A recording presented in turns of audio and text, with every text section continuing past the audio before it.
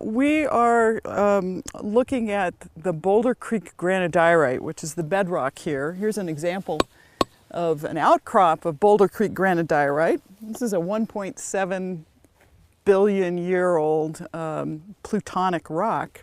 And this is what underlies this entire landscape.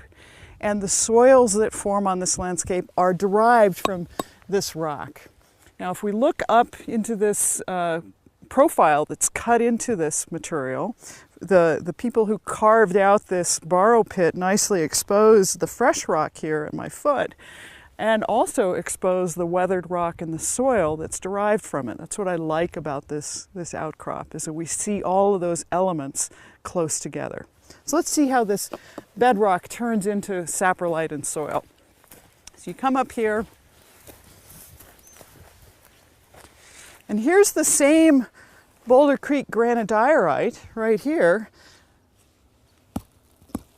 but now it's weathered.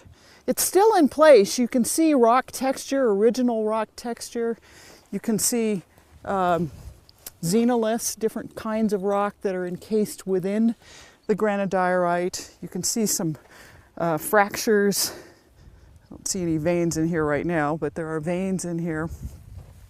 But this material has been weathered in place, and I can break it with my fingers.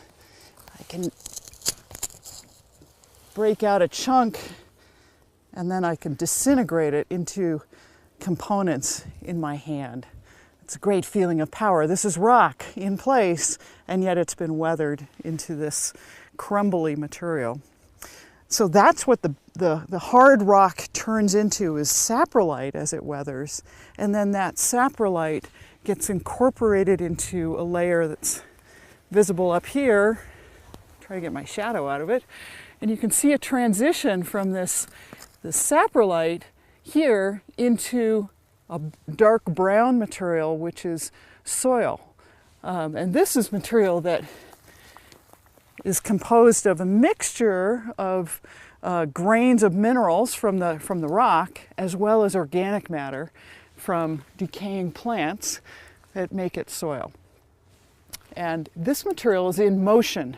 It's moving and creeping down the slope. It's incorporating material from underneath, from the underlying rock, and it's in motion. As opposed to the saprolite, all this weathered rock, it's fixed in place. It hasn't moved. So there's a big transition that takes place from this saprolite into this mobile carpet of material, the soil up here. And you can see within the soil horizons, there's a very dark organic rich layer, and A horizon up here, a very poorly developed B horizon in here, and then you get into this underlying saprolite.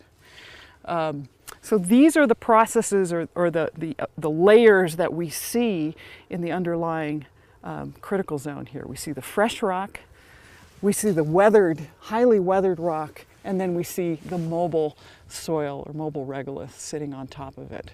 All of them are connected to each other.